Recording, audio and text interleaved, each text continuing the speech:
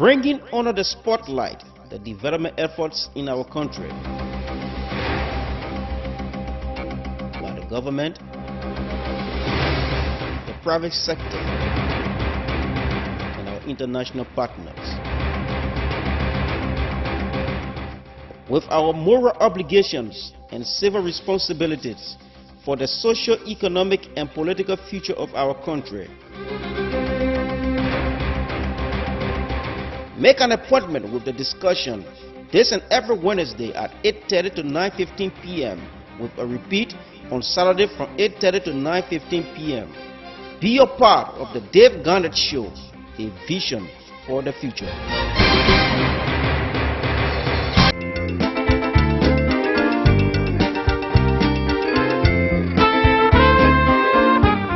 The Dave Garnett Show is sponsored by the National Social Security and Welfare Corporation, NASCORP. NASCORP is revolutionizing the Liberian Social Security program. Under its employment, injury, and national pension schemes, NASCORP fulfills the following benefits: temporary and permanent disablement benefits, constant attendance allowance, death benefit, funeral grant, medical benefits, retirement pension, invalidity pension, retirement grant, survivors grant and refund. NASCORP gives back to the community through its corporate social responsibility program to identify with national agenda and priorities such as adult literacy and primary education, safe drinking water, sanitation, national emergencies, health, higher education, economic empowerment, and agriculture and housing. NASCORP touches the life of everyone.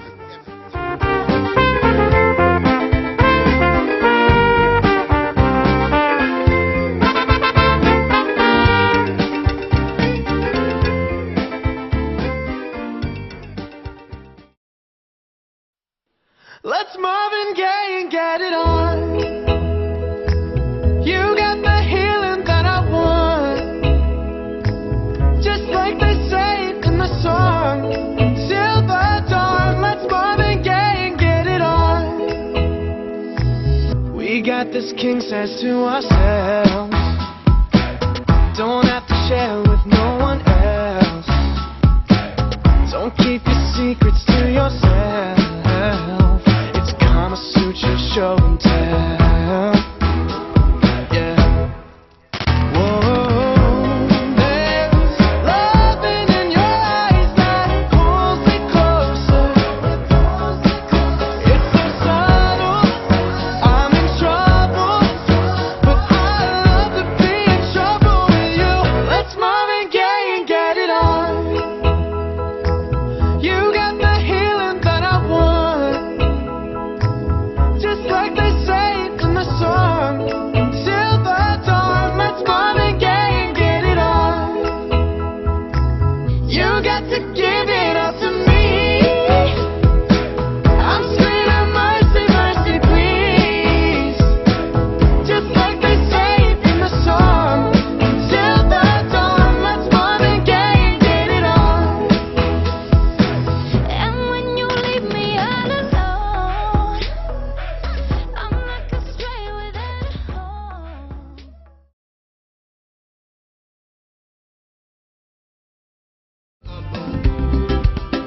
Ebola, go away from this land.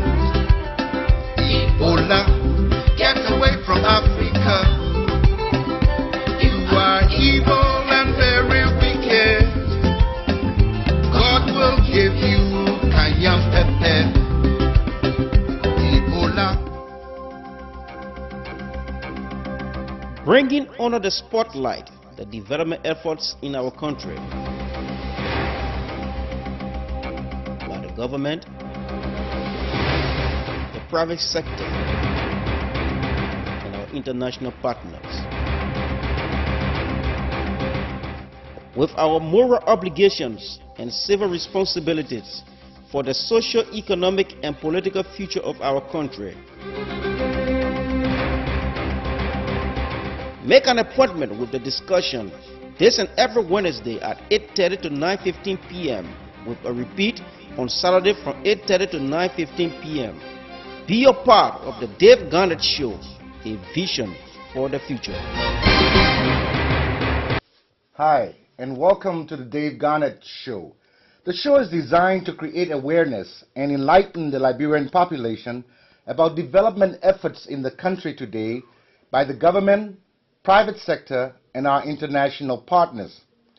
We believe that as citizens of Liberia, we have a moral obligation and a civil responsibility to contribute meaningfully towards the overall development of our country. The show also provides a forum where we can share ideas and discuss opinions on the social, economic, and political future of our common patrimony, culminating into a collective vision for the future. The theme of the Dave Garnett Show is a vision for the future. And today we are pleased to welcome Her Excellency Honorable Olubanke King Akerele, former Minister of Commerce and former Minister of Foreign Affairs of the Republic of Liberia. Welcome to the show, Madam.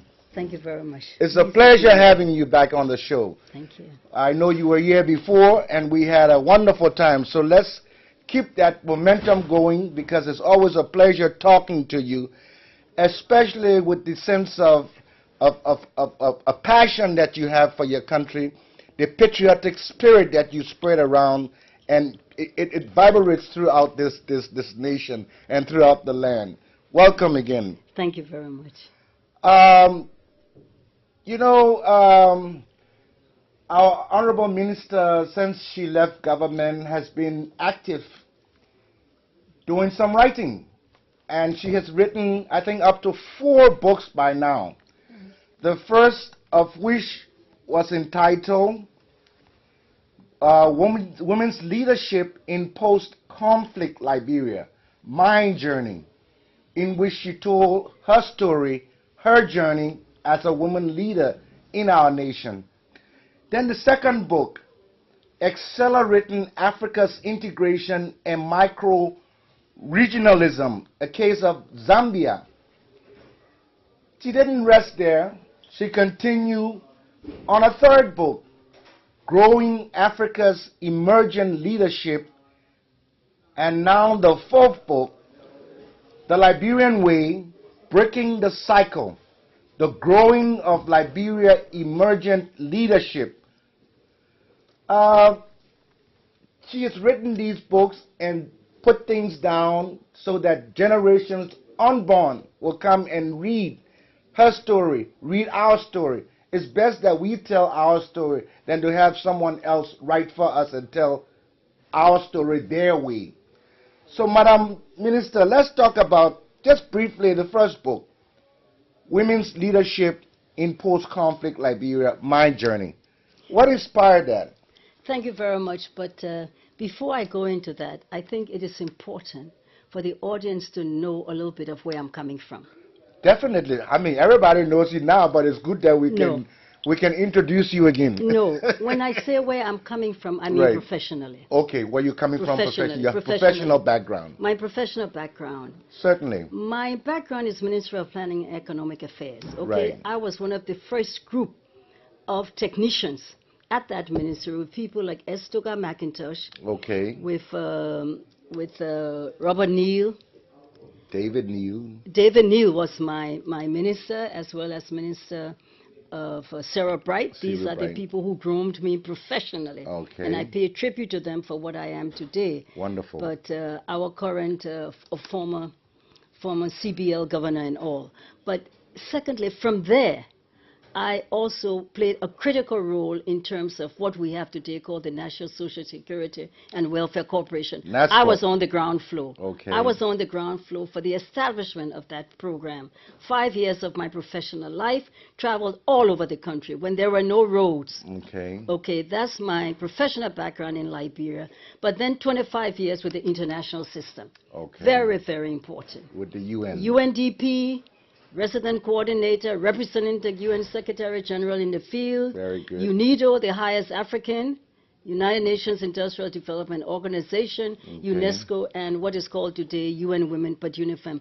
This is important because it's the backdrop for my writings. My writings are not limited to Liberia. Okay. And they are not limited to Liberia because I have all this experience from all over the world that I'm bringing to bear. Okay, wonderful. And so that is why I said it's important to know that, because there is a prolific amount of writing, because there's so much in my head that's got to come out that I've got to pass on. And we appreciate that. That's why I decided. The first book, Women's Leadership in Post-Conflict Liberia, My Journey, basically it is a report on my experiences and the challenges and the achievements as Minister of Commerce and Industry and then as Minister of Foreign Affairs. Okay. And the achievements and focus here is a country in reconstruction. Okay. What were the challenges? What were we facing? Post-conflict Liberia. Liberia. So the book is to document and bring to the fore to people's attention what we had to deal with.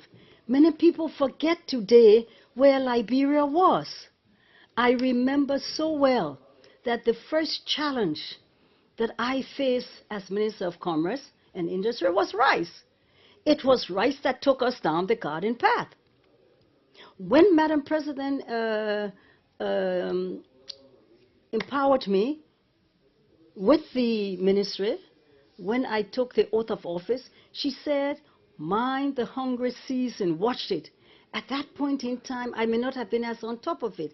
But in no time, as I took over the ministry, there was the issue of rice. The issue of rice, the importers wanted to raise the price of rice.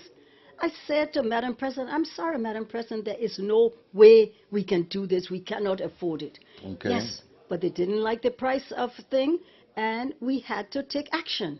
And you had to take action in terms of protecting the wherewithal of our people. I just gave that as an example as to why I had to document the reality.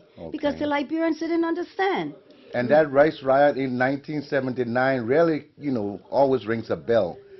It can always cause a conflict or a problem if you don't control it. Yes, okay. Yes. And that was the first challenge the regime faced. That was one. So you say, why did I document this?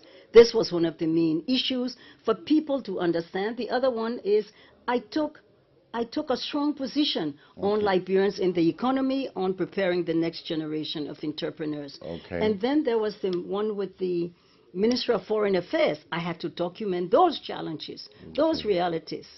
Those challenges and realities, a situation of our embassies. We had to look into that. I fought for some financing for the embassies, improved the people, salary scales and all of that. Very, very difficult. And renovated some of the embassies overseas. Renovated some of the embassies, gave our people some priority, concern. And while I'm saying that, we're very, very pleased that we groomed what we call a new group of development diplomats. Wonderful. And development diplomacy became the order of the day. And here, I must take the opportunity to pay tribute to one of our ambassadors that we just lost. We just lost Carlton Capper. I have paid tribute to him in an upcoming book.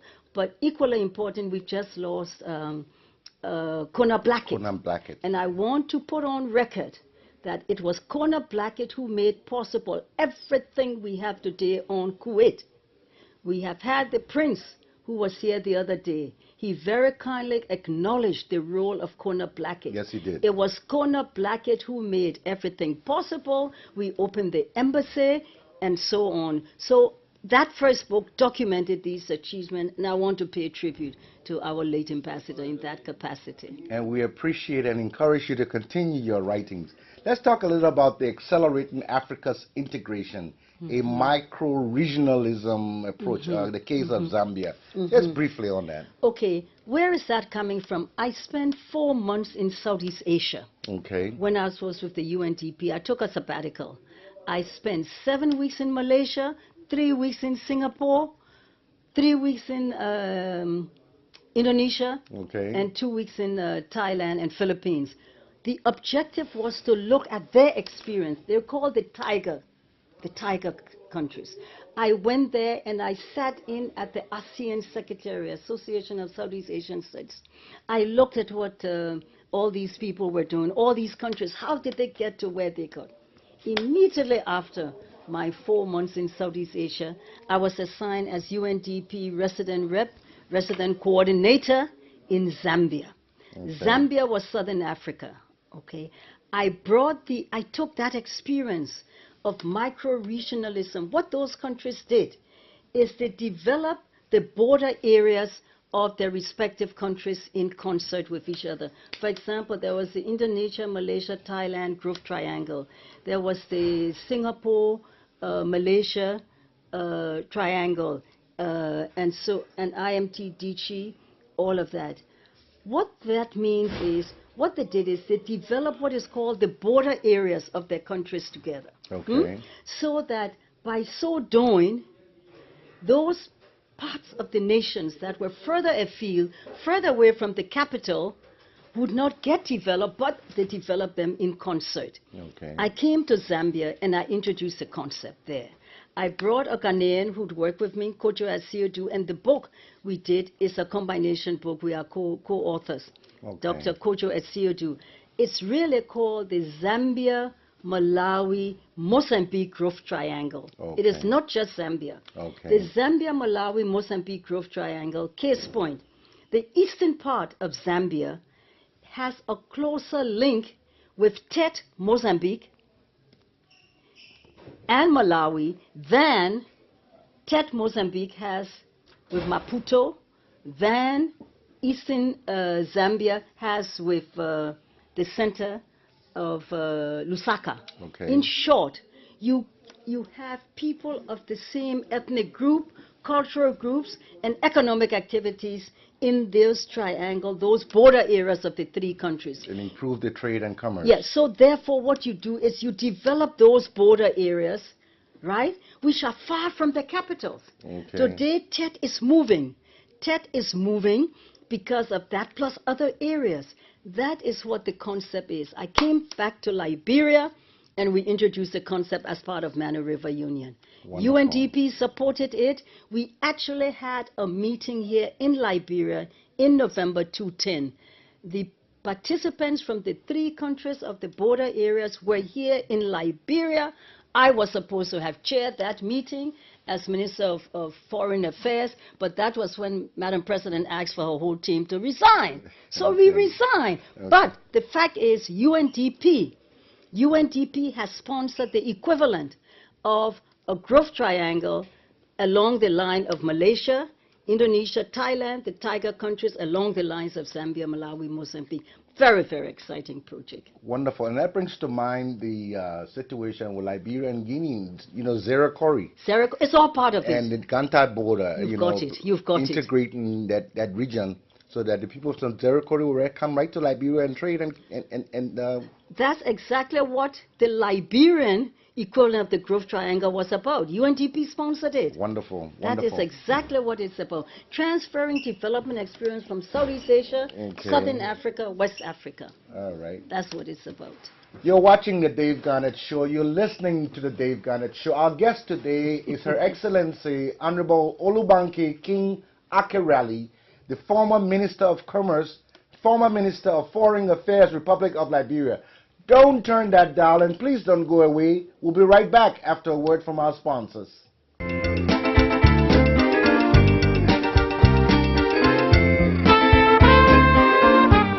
The Dave Garnett Show is sponsored by the National Social Security and Welfare Corporation, NASCORP. NASCORP is revolutionizing the Liberian Social Security Program. Under its employment, injury, and national pension schemes, NASCORP fulfills the following benefits: temporary and permanent disablement benefits, constant attendance allowance, death benefit, funeral grant, medical benefits, retirement pension, invalidity pension, retirement grant, survivors grant and refund. NASCOP gives back to the community through its corporate social responsibility program to identify with national agenda and priorities such as adult literacy and primary education, safe drinking water, sanitation, national emergencies, health, higher education, economic empowerment, and agriculture and housing. NASCOP touches the life of everyone.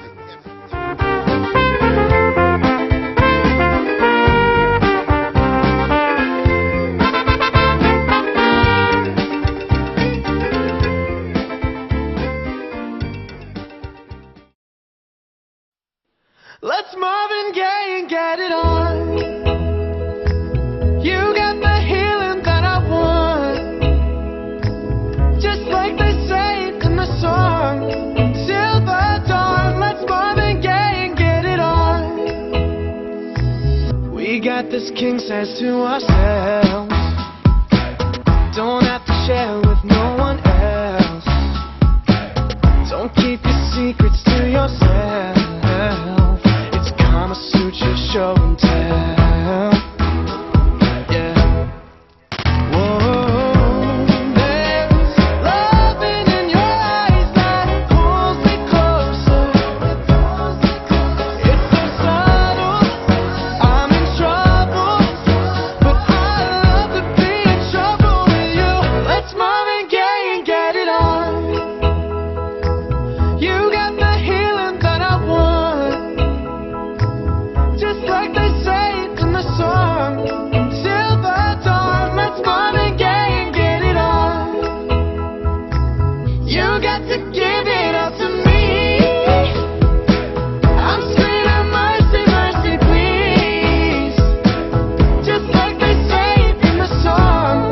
Till the dawn, let's Marvin Gaye and get it on. And when you leave me all alone, I'm like a stray without a home.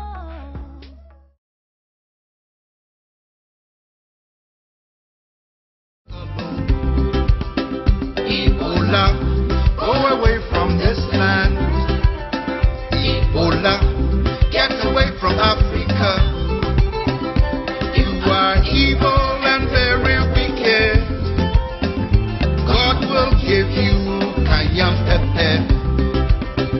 Ebola. Bringing under the spotlight the development efforts in our country by the government, the private sector, and our international partners. With our moral obligations and civil responsibilities for the socio-economic and political future of our country. Make an appointment with the discussion this and every Wednesday at 8:30 to 9:15 p.m. with a repeat on Saturday from 8:30 to 9:15 p.m. Be a part of the Dave Garnett Show, a vision for the future. Hi, and welcome back to the Dave Garnett Show. We're excited today to have an exclusive interview with Her Excellency Honorable Olubanke King Akerele, our former Minister of Commerce and our former Foreign Minister of the Republic of Liberia. Madam, it's always a pleasure talking with you. Let's continue. Tell me about this third book, Growing Africa's Emerging Leadership. Thank you. Now, that book actually brings to bear the larger experience that I've had within the international system with a focus on what I call the next generation of leadership. Okay. My passion and what I'm devoting the rest of my life to is this subject of Africa's emergent leadership. Emergent means those who may not be quite there yet, but they are our future leadership. I call it emergent They're en route, but they are not quite there yet. Okay. Having said that, the concept of growing is development and promotion. That is the concept of growing. There is a tendency for people to think you can just come out of university and be a leader. You cannot. And while you're in university, you may be doing local university politics, but that is preparing you. You are not there yet. So the concept of growing Africa's emerging leadership, we took Africans in the diaspora, Africans on the ground in different countries. Who were the diaspora Africa? The diaspora Africa were from Africans in